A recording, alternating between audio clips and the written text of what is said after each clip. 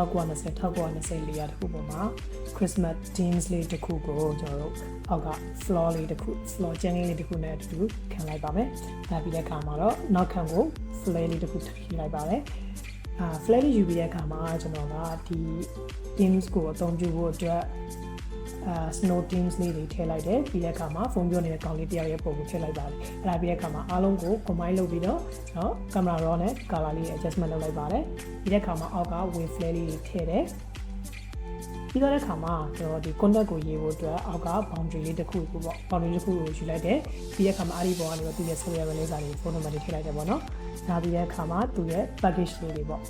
သူစီမှာဒီမှာရနိုင်မဲ့ package လေးတွေကိုကျွန်တော်ထည့်လိုက်တယ်။ဒါပြီးတဲ့အခါမှာရနိုင်တဲ့ဝန်ဆောင်မှုတွေရတော့ကိုသုံးလို့ရနိုင်မဲ့ element လေးတွေပေါ့နော်။အဲဒီ software ရသုံးလို့ရမဲ့ software လေးတွေ element လေးတွေကျွန်တော်တစ်ခုချင်းစီထည့်လိုက်ပါတယ်။ Christmas color မှာလောက်တာဖြစ်တဲ့အတွက်ကြောင့် Christmas themes Christmas outfit လေးတွေပါအောင်ထည့်ရတာပေါ့နော်။ဒါပြီးတဲ့အခါမှာကျွန်တော်ဒီ headline လေးတွေကိုတစ်ခုချင်းစီလိုက်ဖြည့်ပါတယ်။